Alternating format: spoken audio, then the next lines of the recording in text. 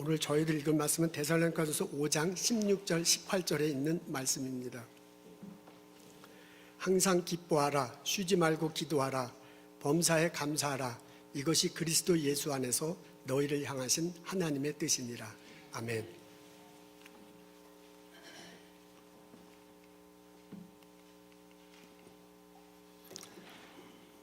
지난 10월 말에 저희 교회에서 부흥회가 열렸습니다. 이 지역 교회 협의회에서 주관하는 부흥회입니다. 근데 그때 강사로 오신 목사님이 당신 교회에서는 이렇게 인사한대요, 교인끼리. 그래서 그 인사하는 법을 알려줬는데 그게 참 재밌더라고요. 그래서 우리도 한번 해보고 시작하면 좋겠습니다. 옆 사람한테, 남자한테 이렇게 얘기한대요. 잘생겼습니다. 그리고 그 여자분에겐 참 아름다우십니다. 라고 그렇게 인사하는 건데요. 그 인사하기 전에 할 것이 있어. 그게 뭐냐면 한 손으로 턱을 가리키고 턱 없이 잘생겼습니다. 턱 없이 이쁩니다. 그렇게 하는 거랍니다. 자, 이제 알아들으셨죠? 자, 턱을 먼저 가려야 돼요. 다 같이 턱을 가리고 옆 사람한테 시작. 턱 없이 잘생겼습니다. 턱 없이 아름다웁니다. 좋습니다. 여러분, 2탄도 있습니다. 한쪽 눈을 가지고 당신의 미모를 한눈에 알아봤습니다. 그러는 거래요. 자, 다 같이 한 소리로 가리고 다 해야 돼. 저 온라인에도 다 하셔야 돼. 시작. 당신의 미모를 한눈에 알아봤습니다. 아이고, 참 감사합니다. 아니, 이거 생각해보면 상당히 유치한데 재밌네요. 오늘 저희들 데살로니가전서 5장에 있는 말씀 읽습니다. 지난 2주 전에 읽었던 말씀입니다. 같은 본문, 다른 설교입니다. 오늘 본문은 이렇게 나와 있어요. 우리 한번 같이 읽겠습니다. 한번 나오죠? 예, 다 같이 읽겠습니다. 시작. 항상 기뻐하라, 쉬지 말고 기도하라, 범사에 감사하라. 이것이 그리스도 예수 안에서 너희를 향하신 하나님의 뜻이니라. 하나님이 바울을 통해서 말씀해 주세요. 항상 기뻐하라, 항상 기뻐하라, 쉬지 말고 기도하라, 범사에 감사하라 라고 그렇게 말합니다. 그래서 그것이 하나님의 뜻이라고 바울을 통해서 알려줍니다. 하나님은 이것이 내 뜻이다 라고 바울 알려주시면서요, 예수님을 통해서 이 뜻이 우리 인간들이 실제로 하고 누리면서 살아갈 수 있도록 하셨습니다. 하나님께서 예수님을 이 땅에 보내셨어요. 십자가 달려 돌아가시게 했습니다. 부활하시게 했습니다. 그 과정을 통해서 우리 인간들의 죄를 용서하고 구원할 길을 열어주셨습니다. 그 과정을 통해서 우리 인간들에게 사랑을 베풀고 은혜를 베풀 통로를 마련하셨습니다. 이제 우리 인간들 차례입니다. 우리 인간들이 그게 하나님의 뜻이라는 걸 알고요, 십자가 달시고 부활하신 예수 그리스도를 듣고요, 그것을 믿는 거야. 그것을 고백하는 거야. 그렇게 될 때 그 하나님의 뜻이 내한테 실현되는 거죠. 다르게 얘기하면 내가 구원을 얻을 수 있습니다. 또 다르게 말하면 예수님을 통해서 주는 사랑과 은혜를 누리며 살아갈 수 있습니다.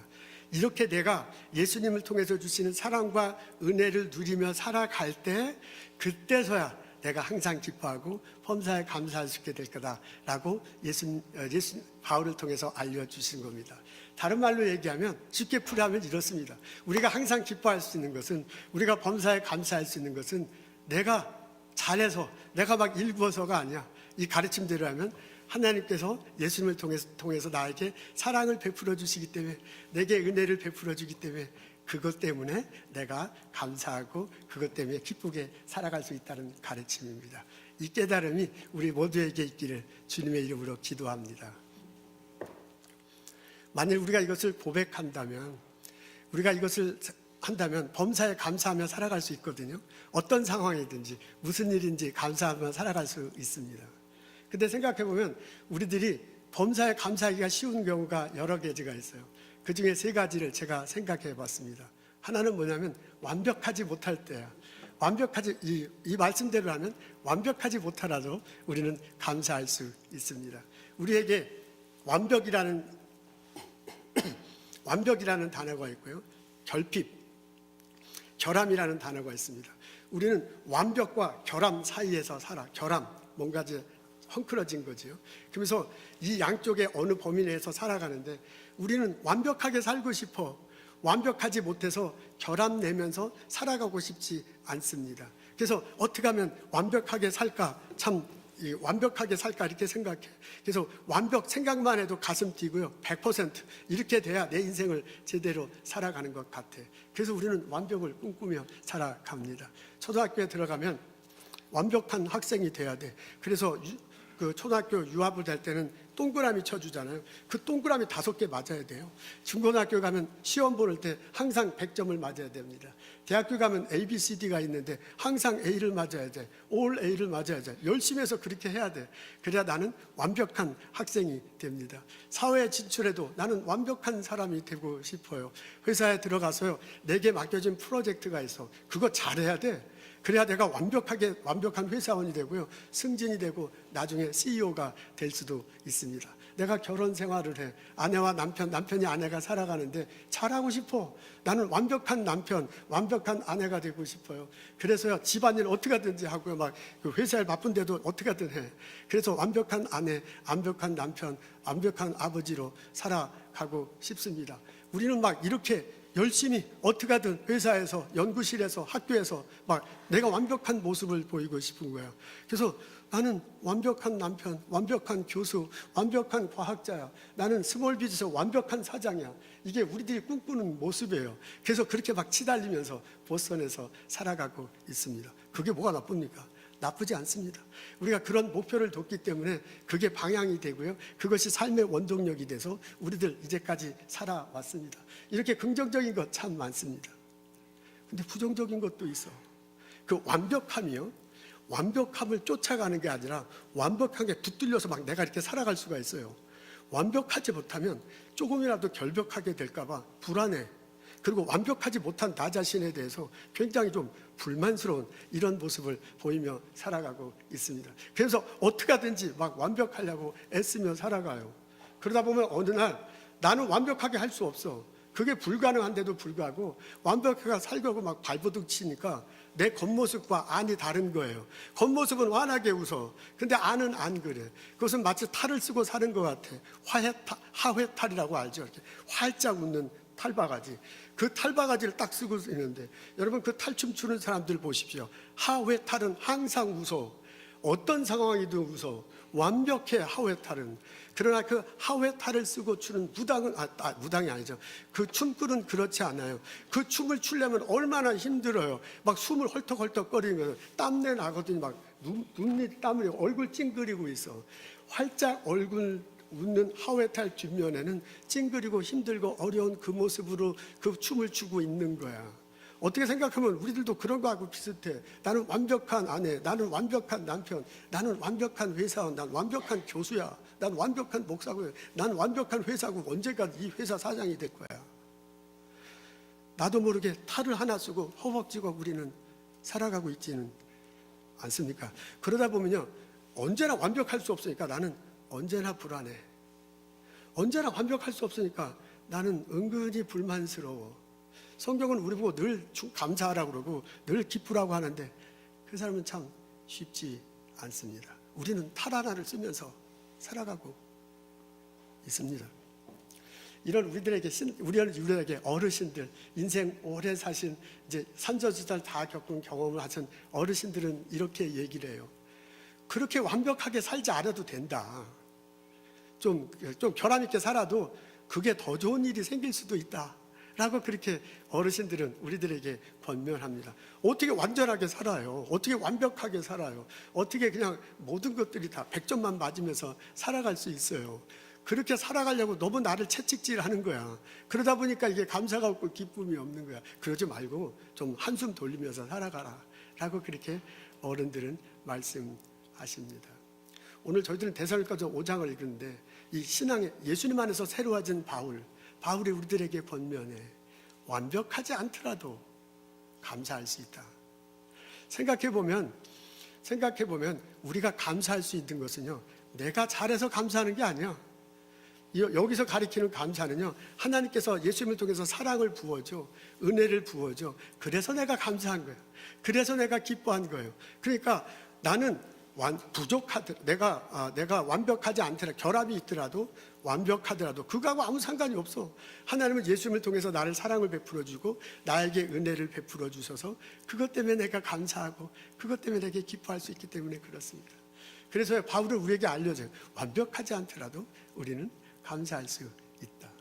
사실 따지고 보면 바울은 신앙 안에서 완벽해지려고 무진장 노력했던 사람입니다.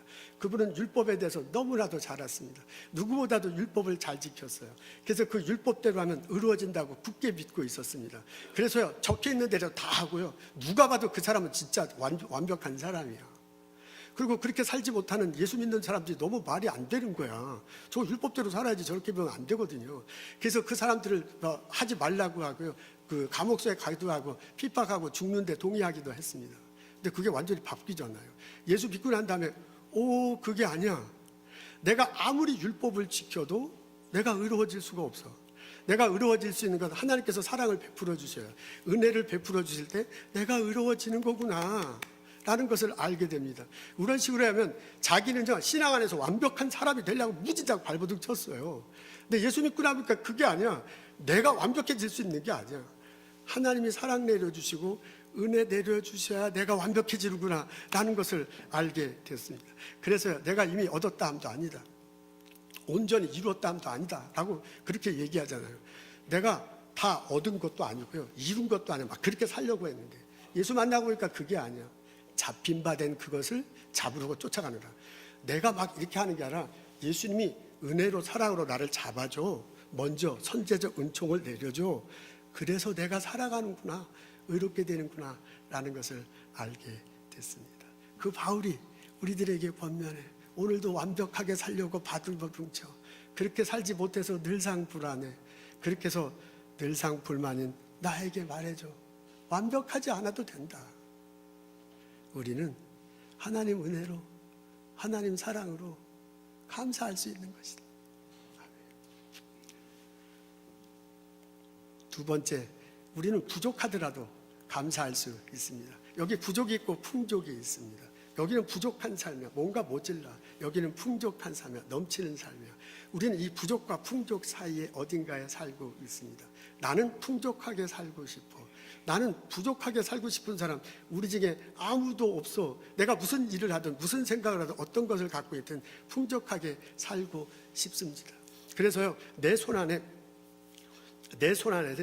안에 무언가 이렇게 가득히 있어야 나는 풍족할 것 같고요. 가득히 있는 정도가 아니라 막 이렇게 넘쳐야 돼. 내 손에 잡을 수 있는. 그래야 풍족할 것 같고, 그래야 감사하고 기뻐할 수 있을 것 같습니다. 어떻게 생각하면 우리는 그렇게, 사람이 그렇게 생겨났어요. 그렇게 태어났어요. 에덴 동산에서 아담과 하와가 있잖아요. 하나님께서 천지를 만들어 놓고요. 다 네 거다. 여기서 먹고 마시고 쉬고 다 해라. 근데 그 중에 하나는 하면 안 돼. 동산 중앙에 있는 과일을 따먹으면 안 돼. 그것만 안 따먹으면 되거든요. 그것만 안 따면 나머지는 다 자기 거야. 막 풍족한 정도가 아니라 막 넘치고 그러네. 근데 사람이 참 이상해요.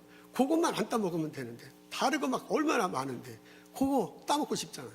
그리고 귀엽고 따먹잖아요. 그리고 내 손에 이걸 잡는 거야. 그래서 하나님의 뜻에서 벗어나는 삶을 살아갈 수밖에 없게 됐습니다. 우리가 그 피를 잃어받았어요. 우리는 내 손에 딱 있어야 돼. 풍족해야 돼. 근데 그 풍족함이라는 게 얼만큼 있어야 풍족한 거예요. 이게 부족하기 싫었고 풍족한데 그 풍족함이 얼만큼 있어야 풍족한 거예요. 이 기준이 애매한 거야. 그래서 많은 것을 가졌는데 남들이 볼 때 나는 풍족하지 않아. 나는 부족해질까 봐 늘 불안해. 나는 풍족하지 않아서 불만스러워.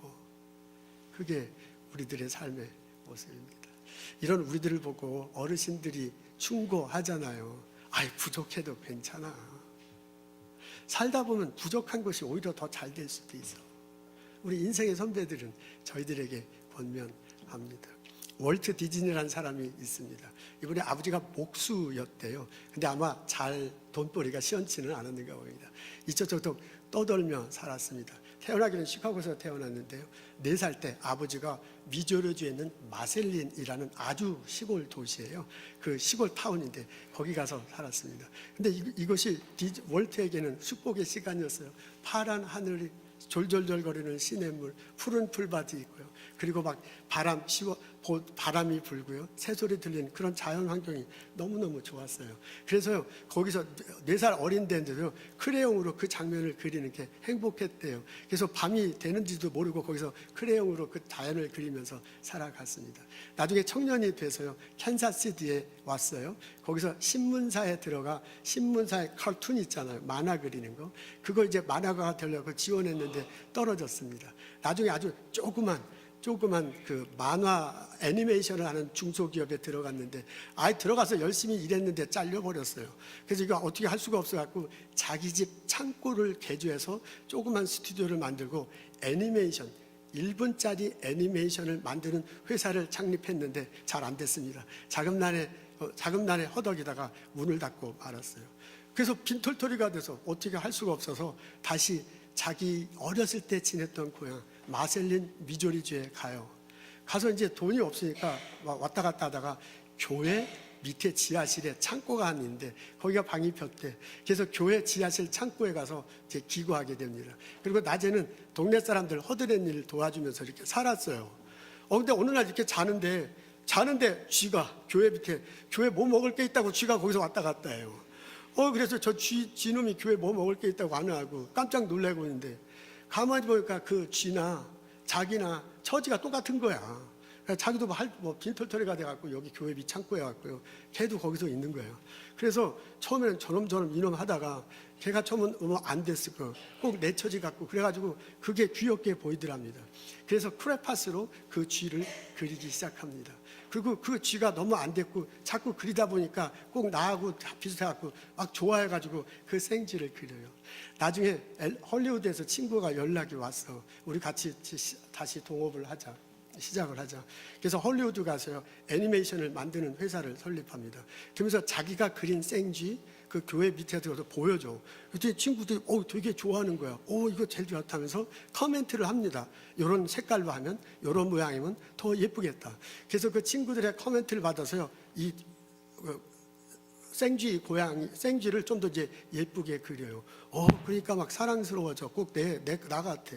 이래서 이름까지 비춰줬다는 거 아니야. 미키마우스. 이러면서 그 미키마우스를 캐릭터 해가지고 그 만화 영화를 만드는데 이게 막 대박이 터집니다. 그때 미국이 그 대공황 시절이었대요. 그래서 많은 사람이 실직을 하고 먹을 것이 없어서가 고통 중에 있는데 이쁜 생쥐가 나와가지고 그냥 막 미키마우스라고 그러면서요. 그리고 그 예쁜 얘기를 하고 그러니까 그게 너무 홀해가지고 많은 미국인들에게 위로가 됐다고 합니다.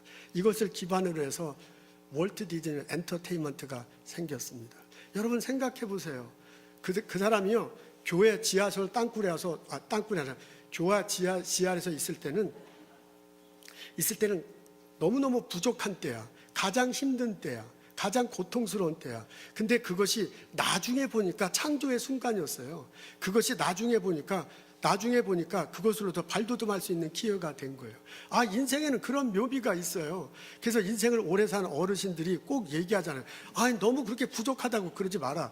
부족한 그것이 나중에 창조의 기회가 될 수 있고요. 부족한 그것이 나중에 발돋움할 수 있는 계기가 될 수도 있는 겁니다. 그래서 어른들이요, 부족해도 좀 괜찮아. 좀 그렇게 사는 것도 괜찮아. 라고 그렇게 충고합니다. 오늘 본문에 보면요, 바울이요, 우리들에게 부족해도 감사할 수 있다. 우리가 감사하는 것은, 우리가 기뻐하는 것은 내가 많이 가져서가 아니에요.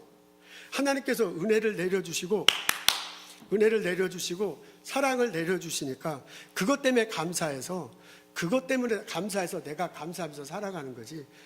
내가 많이 가졌다고 감사하는 거 아니에요. 오히려 하나님께서 부족한 상황을 만들어서 그렇게 할 수도 있기 때문에 그렇습니다. 룻과 나오미가 모압 땅에 살았잖아요. 거기서 사는데 흉년이 들어갔고 먹을 게 없어. 근데 남편도 없고 아들도 없고 그러니까 막 어떻게 할 수가 없어요. 그래서 할 수 없이 고향 땅에 돌아옵니다. 고향 땅에 돌아와도 마찬가지죠. 거기도 먹을 게 없는 건 마찬가지야. 그래서 룻이 밖에 나가서 보리를 줍잖아요. 그때 보리밭 주인이 보아스야. 그 보아스가 패밀리야. 그래서 여차저차 해가지고 그 사람과 결혼해요. 그래서 먹을 것이 생겼습니다. 아이를 낳잖아요. 그 아이를 낳은 가족 중에 다윗이 있고요. 그 가족 중에 나중에 예수님이 탄생하신 거거든요. 거기도 보세요. 하나님이 룻과 보아스를 부족한 상태로 있게 했어요. 그래서 그 사람들이 거기 있지 못하고 예루살렘에 오게 했어요. 그래서 그들로 하여금 보아스를 만나게 하고 가족을 형성하고 또 다른 하나님께서요 부족함으로 사람을 인도하고 풍족하게 채워주셔. 그게 물질의 풍족함이 아니라 영적의 풍족함 돼서 오늘날 예수 믿게 되고 우리도 믿게 된 거 아닙니까? 아멘 할렐루야. 여러분 신앙생활에는 하나님에는 그런 선하심이 있어요. 하나님에게는 그런 뜻이 있어요. 그래서 바울이 말하는 거예요. 부족하더라도 우리는 감사할 수 있습니다. 세 번째, 실수하더라도 우리는 감사할 수 있습니다. 여러분 여기 실수가 있고 성공이 있어요. 실수, 완전, 실패, 성공이 있어요. 우리는 이 두 사이에서 왔다 갔다 해요. 실수하고 싶지 않아. 실패한 인상, 루저, 나 그런 거 싫어. 나는요 성공하고 있고요. 나는 항상 잘하고 싶어. 그게 우리들의 모습이야. 그래서요 항상 잘하려고 발버둥 치며 우리는 살아가고 있습니다. 근데 우리가 거기에 항상 성공만 할 수 있어요. 어떻게 항상 실수 안 하고 실패할 수만 있어요. 근데 우리 그렇게 살아갈 수 없잖아요. 그래서 말하는 것에 실수하게 돼. 내가 행동하는 것에 실수하게 돼. 그래서 사람들과의 관계가 깨집니다. 어떤 때는 내가 판단을 잘못해. 어떤 때는 상황을 잘못 알아서. 그래서 내가 추진한 일이 잘 안 되는 거야. 실험이 내가 예측한 대로 안 돼. 내가 비즈니스 열었는데 내가 하는 것과 다르게 세상살이가 돌아가. 그러니까 미래를 내가 잘 예측하지 못해서 그래요. 살다 보면 그런 일이 있어요. 실수해, 실패해. 그러면서 우리들 살아가는 거예요. 근데 난 실수가 실패가 싫거든요. 나는 성공만 하면 나는 그렇게만 살아간다고 막 살아가기 때문에 우리는 늘상 불안해요. 그래서 우리는 늘상 이 한 구석에 불만 같은 것을 가지며 살아갑니다. 이런 우리들에게 인생을 사신 선배님들 얘기하세요. 어르신들이 얘기하시잖아요. 장로님들 말씀하시잖아요. 아, 실수해도 괜찮아. 실패해도 괜찮아. 그러다가 더 좋아지는 수도 있어. 라고 어르신들은 우리들에게 알려주고 있습니다. 신시내티 오하이오에 가면 프락터 앤 갬블이라는 회사가 있습니다. 이게 생활용품을 만드는 회사입니다. 세계에서 가장 큰 회사라고 해요. 거기는 이제 비누하고 양초를 주로 만드는 사람입니다. 프락터도 갬블도 두 사람인데 다른 사람인데 이렇게 같은 패밀리래요. 합해져서 프락터 앤 갬블이라는 회사가 됐습니다. 이 회사가요 남북전쟁 때 비누, 양초를 군대에 납품하면서 이제 회사 기반을 다졌습니다. 그래서 이제 비누가 많이 팔리는 거야.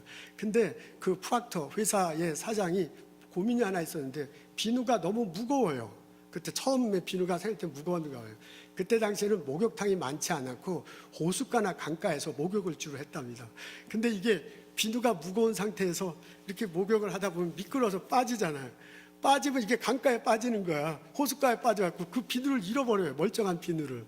아, 이래가지고 이 비누를 가볍게 해야 되는데 어떻게 하면 좋은가? 그게 아주 그 프락터 사장이 비누를 만들었다는데 비누 만드는 공장을 운영하는 거죠. 이 사람의 큰 숙제였습니다.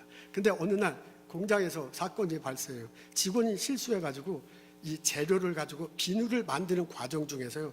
재료를 넣고 열을 가하는데 규정 열보다 더 오랫동안 이 열을 가했대요. 그래갖고 그 재료 속에 공기가 들어가서 밀도가 높아진 거야. 이래가지고 이게 딱딱해, 어느 과정이 지나면 딱딱해, 응고가 돼서 딱딱해져야 되는데 그렇게 안 되고 그냥 물 위에 둥둥둥 떠 있는 거예요. 이게 실수를 해서 그런 일이 발생을 했어요. 그래서 깜짝 놀래가지고 이제 윗사람한테 보고했죠. 팀 리더, 그다음에 회사의 중간 간부들이 막 다 놀라갖고 나자빠졌어요. 이거 큰일 났다. 이 아까운 재료 다 날아가 버리게 된 거죠. 그리고 이제 비누 납품을 해야 되잖아요. 납품을 해야 돈을 받는 거예요. 그러니까 이 직원 한 사람이 온도 조절을 잘못해가지고 이거 완전히 회사가 큰 손해를 보게 됐습니다. 그래서 회사가 막 발칵 뒤집혀졌어요. 이거 그냥 자기들만 알고 있으면 안 되니까 사장한테 보고해. 그래서 이제 프락터 사장한테 보고를 하니까 이 사장이 막 화를 내고 막 그래야 되는데 아, 그래요? 그런 일이 발생했어요? 근데 가만히 있더니 그러면 그냥 그 물에 둥둥 떠 있는 거 그걸 그냥 비누로 만들어 보면 어떨까요? 라고 그렇게 사장이 얘기했대요. 그러니까 이제 그 과학자들이 그 밑에 이제 랩에서 일하는 과학자들이 사장이 그러니까 이거 괜찮구나, 이게 혼나진 않겠구나 하고 그걸 자꾸 막 연구를 하기 시작합니다. 이게 과연 물에 둥둥 떠 있는 게 딱딱한 거하고 똑같은 비누 성질이 있는가. 그래서 이제 과학자들이 막 보니까 99% 막 똑같은 거예요. 그 미끈미끈하고도 똑같아. 그래서 물로도 이렇게 씻을 수 있는 거예요. 그래서 그게 1879년에 그 사고가 났다는데 1882년에 3년 후에 물비누 이래가지고 처음 만들어내기 시작했다고 합니다. 처음에는 그냥 물비누다, 하얀 비누다 라고 그렇게 얘기했는데요. 그 프락터 사장이 굉장히 그 신앙이 좋은 사람이었대요. 그래서 그 사람이 성경을 보니까 교회를 열심히 다니는 사람이었대요. 그래서 그 사람이요, 시편 45편 8절에 이런 말이 있어.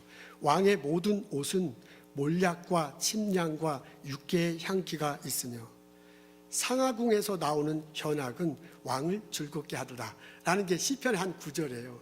상하, 아이보리, 그러니까 이게 왕이 목욕 잘하면 향기가 나잖아요. 이제 그런 것들을 연상하면서 이 비누로 해서 향기가 나면 왕처럼 될 수 있다. 그래가지고 그 물비름을 아이보리로 지었다고 합니다. 여러분들이 집에서 사용하는 아이보리가 이렇게 해서 탄생한 겁니다. 이게 대박을 터뜨려요. 그래서 미국 사람들이 전부 다 아이보리 물비누로 샤워하고 씻게 된 겁니다. 실수로 나온 거야 이거. 과학자들이 그렇게 말들라고 한 게 아니야. 과학자들은요, 딱딱한 비누 만들려고 했는데 그 밑에서 일하는 그 테크니션이 잘못해가지고 이거 실수로 나온 거야. 근데 그게 놀랍도록 이렇게 변했다는 것 아닙니까? 실수해도 괜찮아요. 그래도요, 그 실수해도 괜찮아요. 그러다가 그것이 더 낫게 될 수도 있습니다. 바울이 말하는 게 그런 거예요. 실수해도 감사할 수 있다. 실수해도 우리가 감사할 수 있는 건 하나님께서 은혜 주시고 하나님께서 사랑 주시는 건 그래서 감사할 수 있는 건데 내가 막 완벽해가지고 항상 성공만 하려고 하니까 이게 어려운 거야. 실수해도 괜찮다라고 그렇게 말을 합니다. 여러분, 예수님의 제자들은 허접한 사람들이 참 많았습니다. 어부들이 대체로 있어요. 뭐 어부라는 직업이 다 그렇다는 건 아니지만 이렇게 보면 공부를 잘했다든지 리더십이 뛰어나다든지 뭐 그런 분들은 사실 아니잖아요. 그런 사람 12명 모았어요. 그리고 그 사람들에게 3년 동안 가르쳤는데 3년 동안 가르쳐도 이게 별 진전이 없는 거예요. 그 축출난 사람이 베드로잖아요. 베드로이 아무리 가르쳐도 한 번은 말 잘해. 주는 살아계신 그리스도입니다. 막 살아계신 하나님입니다. 그렇게 말했다가도 바로 다음에 예수님이 십자가 져야 된다니까 지면 안 됩니다. 했다가 혼났잖아요. 사탄아 물러가라. 베드로는 그런 사람이야. 제자들이 다 배반할 거다. 그런데 나는 배반하지 않겠습니다. 큰 소리 쳤어. 근데 자기가 배반하잖아요. 나중에 더 한심한 건 예수님 부활하고 난 다음에 부활한 걸 봤는데도 그걸 잘 못 믿어요. 그래서 갈릴리 호수로 가잖아요. 자기만 간 게 아니라 다른 사람들도 다 데리고 가. 사실이요, 제자로 보면 베드로는 실수가 많은 사람이야. 그 사람은 실패한 제자야. 그런 사람 있으면 정말 골치 아파. 그런 사람 가리키려면. 그 사람에게 예수님 찾아가잖아요. 그러면서 물어봐. 너 나를 사랑하느냐? 왜 물어봐요? 내가 너를 눈빛으로, 말로, 제스처. 내가 너 사랑하는데 너도 나 사랑하느냐라고 물어봐. 실수하는 사람, 실패한 사람, 루저야, 허접한, 가르쳐줘도 모르는 제자한테 나 사랑하냐고 간접적으로 물어보는 거예요. 3번 물어보잖아요. 그리고 일을 맡겨줘요. 비전을 제시해요. 성령을 부어줘요. 그리고 그 사람을 위대한 지도자로 만듭니다. 베드로가요, 위대한 지도가 된 것은 자기가 잘해서 그런 게 아니에요. 자기가 성공해서 그런 게 아니에요. 그 사람은 실패한 사람이야. 근데 하나님 예수님이 은혜를 내려주시고 사랑을 내려주셔서 그 사람으로 하여금 그렇게 만든 거거든요. 예수님 안에 그런 있습니다. 예수님 안에 받아들임이 있습니다. 예수님 안에 용서가 있습니다. 예수님 안에 채워주시는 거 있습니다. 그것 때문에 내가 실수해도, 내가 부족해도요, 내가 완벽하지 못해도요, 나는 감사하며 살아갈 수 있습니다. 나는 완벽한 게 좋아요. 나는 풍족한 게 좋습니다. 나는 성공한 게 좋습니다. 우리는요, 결핍 있는 거 싫어해. 우리는 부족한 사람 좋아하는 사람 누구 있어? 손 들어봐. 아무도 없지. 우리 실패한 사람 좋다는 손 들어봐. 아무도 없어. 우리는 성공하고 싶고요, 풍족하고 싶고 완벽하고 싶고. 그래서 그것을 향해서 막 발버둥 치며 살고요. 우리는 다 얼굴에 탈을 하나, 완벽한 웃는 얼굴을 탈을 쓰며 살아가고 있어. 근데 하나님이 바라시는 건 그게 아니래요. 하나님의 뜻은 그게 아니래요. 하나님은 완벽하지 못해도 괜찮다. 부족해도 괜찮다. 너 실패해도 괜찮다. 실수해도 괜찮다. 그 모습을 가지고 나에게 오라고 하나님은 요청하세요. 하나님은 그래서 예수님을 보내주신 거예요. 그래서 하나님은 그 예수님을 통해서 사랑과 은혜를 보내주시기를 원하고 계십니다. 여러분, 감사절을 맞는 이 시간 하나님 앞에 나가십시오. 하나님 앞에 나가서 나의 각식탈을 하회탈을 벗어버리십시오. 그리고 그 탈 밑에 있는 찌그러진 얼굴, 눈땀으로 없는 얼굴, 힘들고 부족해서 막 힘들고 고통스러운 거, 그것을 예수님 앞에 똑바로 그냥 보여주십시오. 여러분, 하나님 앞에 나가서 나의 마음을 그대로 내려주십시오. 여러분, 예수님 앞에 나가서 나의 영혼을 그대로 드러내십시오. 그리고 그 하나님께 기도해. 하나님, 난 부족합니다. 하나님, 난 실수가 많습니다. 하나님, 나는 완벽하지 못합니다. 그래서 하나님께 나왔습니다. 그래서 하나님께 기도합니다. 하나님, 나에게 은혜를 내려주옵소서. 하나님, 나에게 성령을 부어주옵소서. 나로 하여금 그 예수님 때문에, 나로 하여금 그 하나님 사랑 때문에, 그 은혜 때문에 감사하며 기뻐하며 살아가게 해주십시오. 하나님이 응답하실 것입니다. 하나님이 사랑해 주실 것입니다. 하나님이 채워주실 것입니다. 여러분의 실수를 덮어주시고, 여러분의 부족함을 안아주시고, 여러분의 완벽하지 못한 것을 괜찮다 해주실 것입니다. 우리에게 새로운 비전을 주시고, 우리에게 새로운 능력을 주시고, 우리 하여금 새롭게 나아갈 수 있도록 인도하실 거예요. 나의 삶 속에 기쁜 일이, 즐거운 일들이 많이 생겨나도록 하게 될 것입니다. 이 깨달음이, 이 은총이 우리들에게 있기를 주님의 이름으로 축원합니다. 내가 중요합니다. 내가 마음속에 기쁘면, 내가 마음속이 감사하면 이 세상이 다 그렇게 보여. 그래서요, 회사 나가서 저 사람이 좀 못생겼더라도 당신 턱없이 잘생겼습니다, 이렇게 말하게 돼요. 이웃에 만난 저 분이 조금 아름답지 못하더라도 당신의 미모를 한눈에 알아봤습니다, 이렇게 되는 거야. 내가 이렇게 좋으니까. 그러니까 내가 이렇게 기쁘고 감사하니까 나의 아들에게도, 나의 딸들에도 기쁘고 감사해. 나의 아들이 어떻게 항상 완벽할 수 있어요? 내 딸들이 언제나 항상 부족하지 않고 풍족하게 살아가길 기대해요. 내 아들이 언제나 성공하기를 어떻게 우리가 기대해? 나도 그렇게 못하는데. 그러니까 내가 은혜로 산다, 나의 놔두면 하나님의 은혜다 라고 이렇게 받아들이면 내 아들이 항상 턱없이 잘생겨 보이는 거야. 내 딸이 항상 한눈에 우리 딸 진짜 이쁘구나, 한눈에 알아봤다 라고 그렇게 살아갈 수 있습니다. 하나님의 은혜로, 하나님의 사랑으로 나의 나됨이 있어. 하나님의 은혜 때문에, 하나님 사랑 때문에 내가 완벽하지 못하도, 내가 부족하더라도, 내가 혹시 실수를 하다 감사하며 살아갈 수 있습니다. 이 은혜가 우리들 모두에게 있기를 주님의 이름으로 축원합니다. 기도하겠습니다. 하나님, 주님 앞에 나옵니다. 나의 탈을 벗어놓습니다. 내 마음을 내려놓습니다. 내 영혼을 다해 하나님께 부르짖습니다. 은혜를 내려주옵소서. 사랑을 부어주옵소서. 하나님, 그 동일한 사랑을, 그 동일한 은혜를 나의 아들에게도, 나의 은총, 나의 딸에게도 내려주옵소서. 주님 은혜 가운데, 사랑 가운데 늘상 감사하며 늘상 행복하게 살아갈 수 있도록 복을 내려주옵소서. 감사합니다. 예수님 이름으로 기도합니다.